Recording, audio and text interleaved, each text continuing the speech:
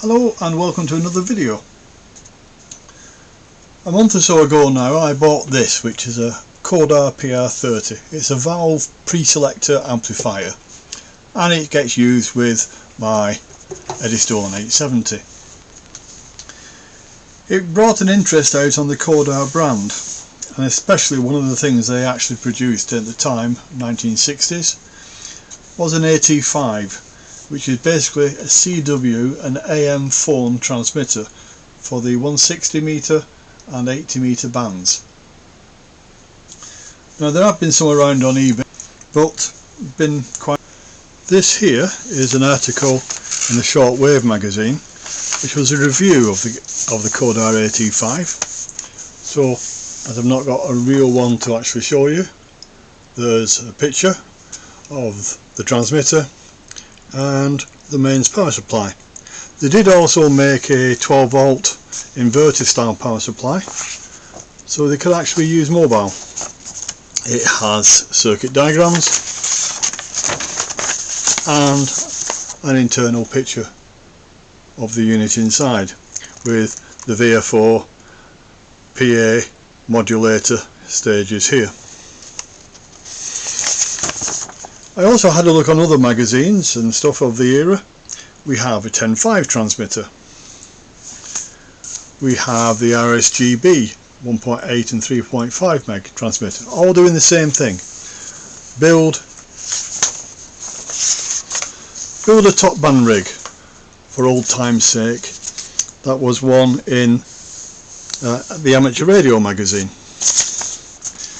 and two from FG Rayner, 3.5 megs phone transmitter, and a QRP transmitter for the LF bands. So there's quite a lot of interest down at the time to actually build these type of things, so I decided I would build my own.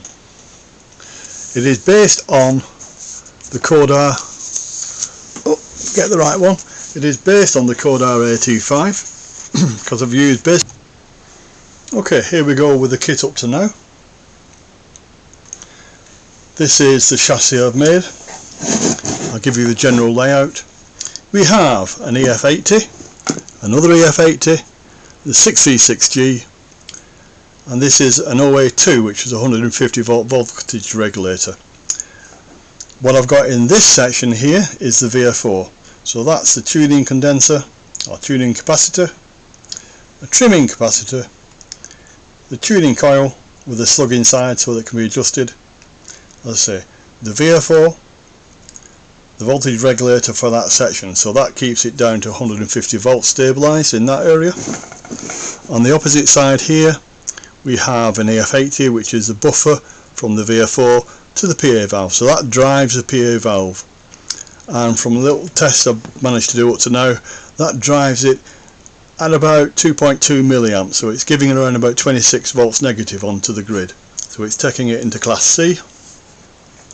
The PA valve itself, as I said, come on, out you come, is a 6V6G. It's an old one, it's got the military crow foot on there, but it seems to be in good condition.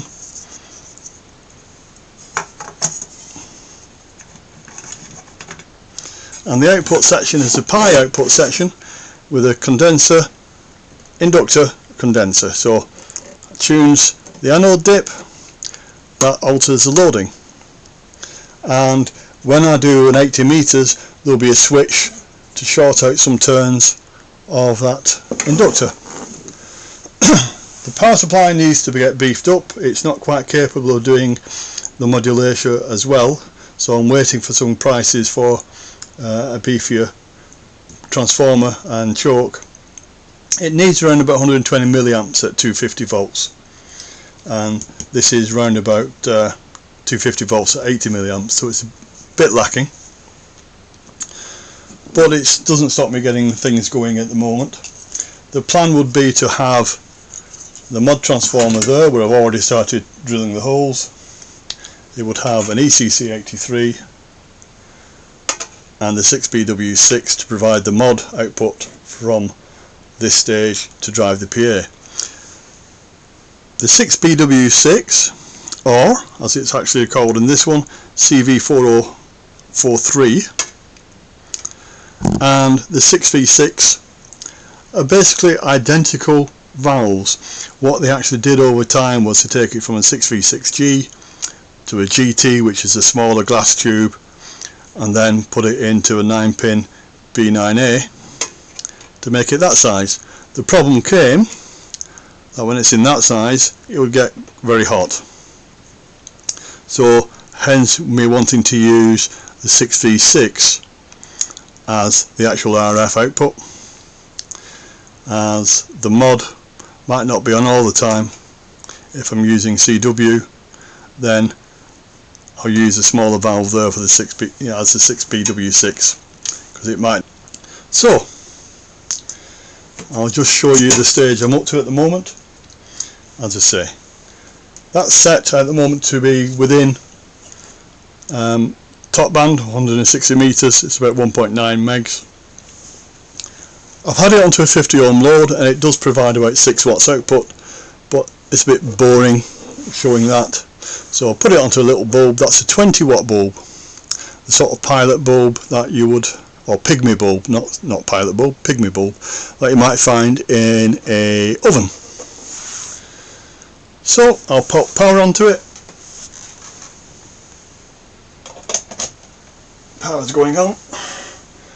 Hopefully you might be able to see if I tune in. I'll zoom in a bit more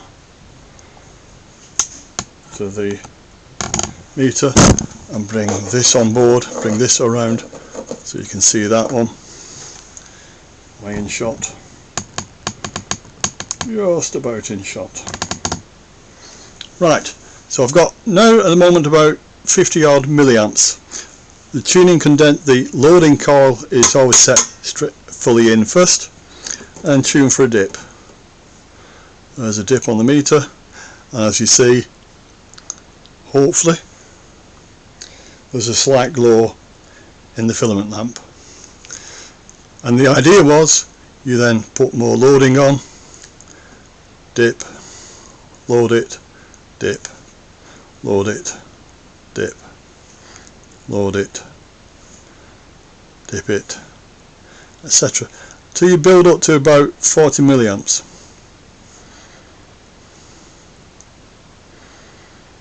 And I'm sure once it's actually done, and whatever wire antenna it's going into, it would be marked on the dial to say what the loading point is, so you would actually just peak up.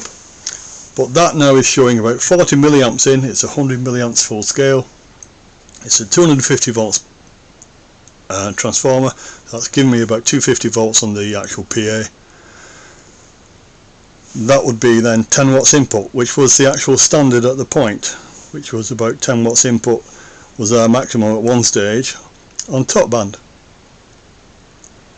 So there you go, and that's providing about 6 watts output. You can decrease the loading and reduce the power. So if I dropped it down to there, just increase it a little bit, so if I can get it